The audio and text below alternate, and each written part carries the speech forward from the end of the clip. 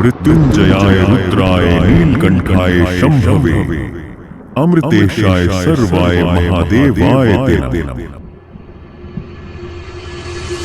जो मृत्यु को जीतने वाले हैं, रौद्र रूपधारी हैं, नीले कंठ वाले हैं, जो सभी के कल्याण के स्रोत हैं, अमृता के स्वामी और सर्वव्यापी महादेव हैं, उन्हें मेरा नमन।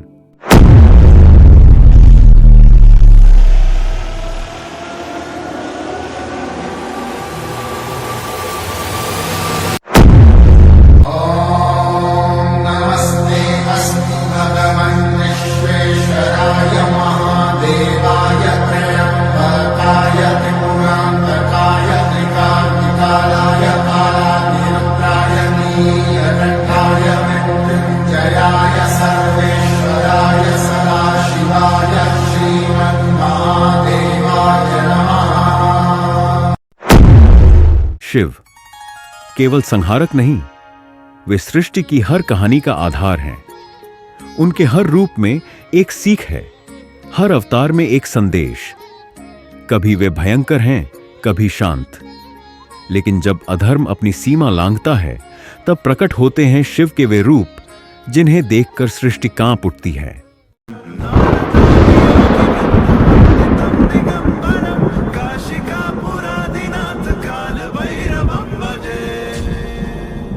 जब घमंड आंखों पर पर्दा डाल देता है, तब विनाश निश्चित होता है। ऐसा ही हुआ ब्रह्मा जी के साथ। 5 मुख वाले ब्रह्मा एक बार शिव का अपमान कर बैठे। उनकी बातों में घमंड झलक रहा था। महादेव ने चिताया, पर ब्रह्मा नहीं माने। तब प्रकट हुए महादेव के सबसे भयंकर रूप, काल भैरव। काल भैरव ने बिना देर किए ब्रह्मा के 5 मुखों में से एक को काट दिया। ब्रह्मा का घमंड चूर चूर हो गया। परंतु इस घटना के बाद काल भैरव को ब्रह्म हत्या के पाप से ग्रस्त होना पड़ा। महादेव ने आदेश दिया, काल भैरव, शिव लोक छोड़कर पृथ्वी लोक जाओ। जब तक तुम इस पाप से मुक्त नहीं हो जाओ, तब तक तुम्हें भटकना होगा।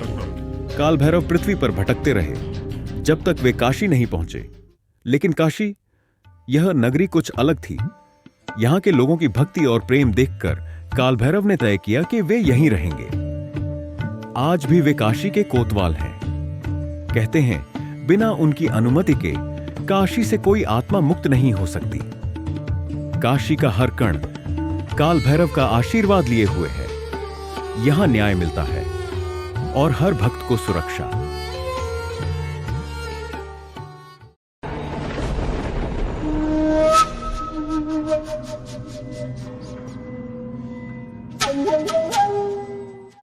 सती का बलिदान महादेव के हृदय को चीर गया।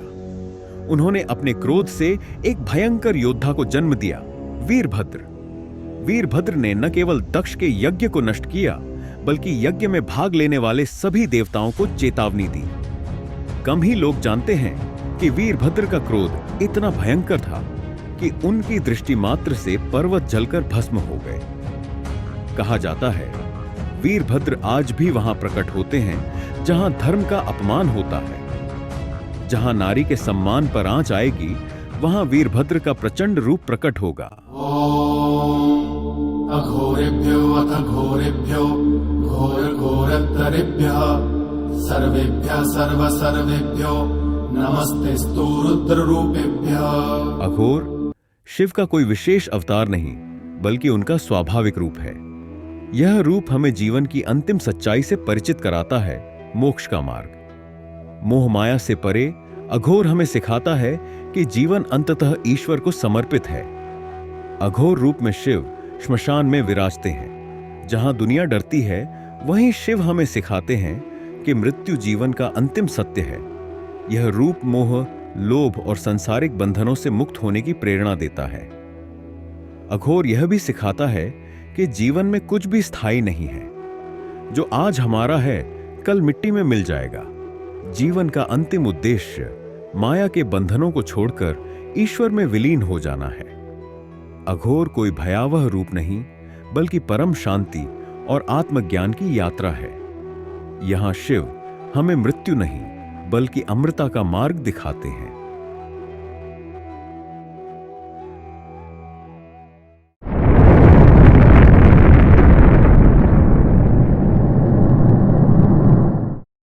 कहानी है प्राचीन उज्जैन की। राजा चंद्रसेन भगवान शिव के परम भक्त थे। एक दिन जब वे शिव की आराधना कर रहे थे, तब एक बालक श्रीखर उनकी प्रार्थना सुनकर सम्मिलित होना चाहता था, लेकिन उसे मंदिर से बाहर निकाल दिया गया।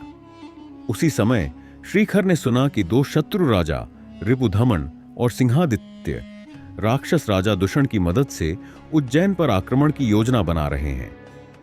दूषण को ब्रह्मा का वरदान था अदृश्य होने का। श्रीखर और आशीवृद्ध ने भगवान शिव से प्रार्थना की।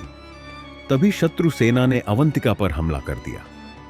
पूरे शहर में अत्याचार होने लगा और वैदिक धर्मानुष्ठान पर प्रतिबंध लगा दिया गया। लोगों की प्रार्थना सुनकर भगवान शिव प्रकट हुए महाकाल के रूप में। महाकाल ने एक ही गर्जना में दूषण और उसकी सेना को जलाकर भस्म कर दिया। पूरे शहर में उनकी दिव्य शक्ति की गूंज सुनाई दी। शिव ने अवंतिका के लोगों के अनुरोध को स्वीकार किया और महाकाल के रूप में वहां निवास करने का निर्णय लिया। आज भी उज्जैन में महाकालेश्वर ज्योतिर्लिंग हर भक्त को आशीर्वाद देता है।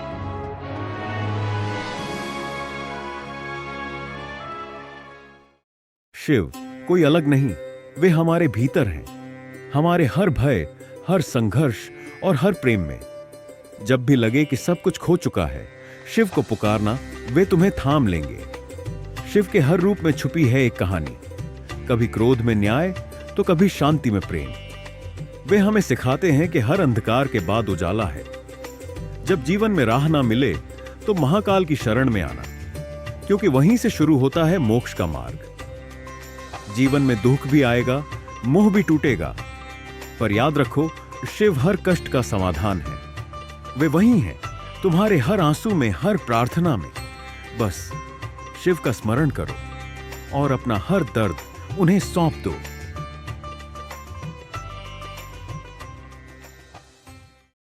तो दोस्तों, इसी बात पर हम आपसे अभी के लिए विदा लेते हैं। अगली बार फिर मिलेंगे एक अनोखे विषय के साथ, जहां जानेंगे कुछ और अनसुने रहस्य और कहानियां। तब तक के लिए ओम नमः शिवाय।